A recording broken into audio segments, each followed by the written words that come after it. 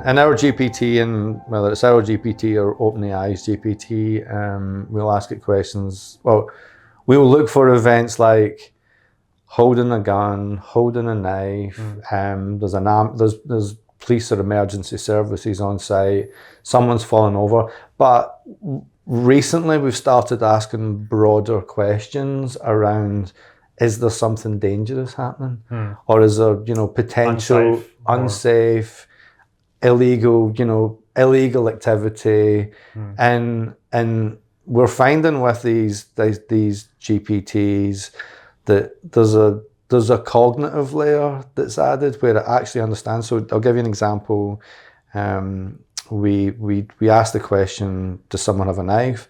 And we were like, I think we were chatting about this recently, where it found that someone had a knife, and we were looking at the scene going, I can't see anyone with a knife.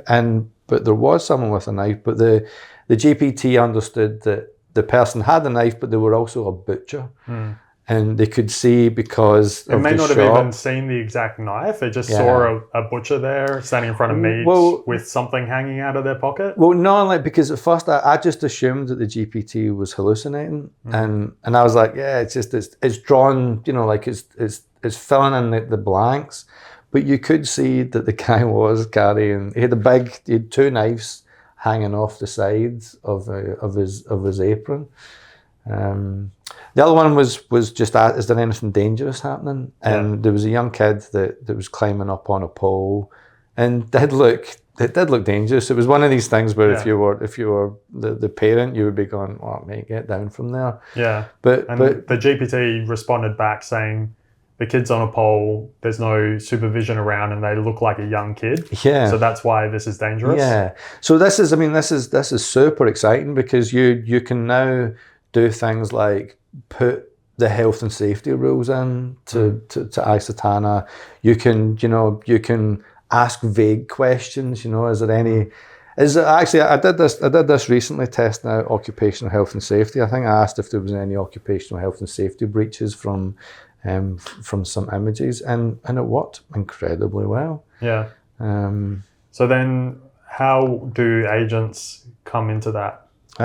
So agents in a security operations center. Maybe we should take a step back and explain what agents are. Yeah.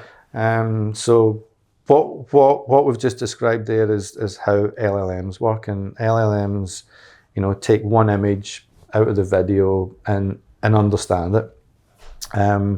What agents can do is basically work as a workflow or a team to further assess or understand the things that are happening in the scene. So in a security operations center, you may have one AI agent that's looking after health and safety, that specializes in anything that looks like, I don't know, there's a breach of health and safety. You may have another one that's unusual behavior. You may have another one that's dedicated to traffic. You may have another one that's dedicated to bringing all of the feedback from these different agents together and prioritizing them. And you would probably have another one, for example, that understood where the team resources are. So if there's a particular incident, let's say, I don't know, your behavioral agent finds that there's someone in the East Wing that's carrying a knife. That comes back to the central SOC. That escalates it to the resource and the communication agent. They go, actually, we've got two team members that are, a few hundred meters away. It gets a message to them. They can go and do a welfare check and make sure. I think this is where the system starts taking actions. Yeah. So that's like the kind of big shift, I think, is once it gets good enough to a good enough level of quality, it'll actually take actions on the back of things automatically for you. Yeah. And that's super exciting, because that's like the next big breakthrough in this industry. Well, it underpins our product development roadmap. Like we're moving towards autonomous security, and this cognitive layer that can add judgment calls around when it gets escalated, when, you know, when someone calls an ambulance, you know, like this is a massive acceleration that's, you know, that's not coming around the corner, that's here. You know, like it's I think pretty exciting time. Yeah, one thing I would be clear about though is it doesn't remove the need for people. No. This is still like an assistive technology. It's just going to be able to assist better and more. But I used to use the self-driving analogy, right? And I do, like, self-driving is a difficult problem. Like it's a difficult problem to solve. But what we're seeing just now out of GP tech, we're probably in the next 6 months going to go from 500 cameras per person to 2,000 or 3,000 cameras per person.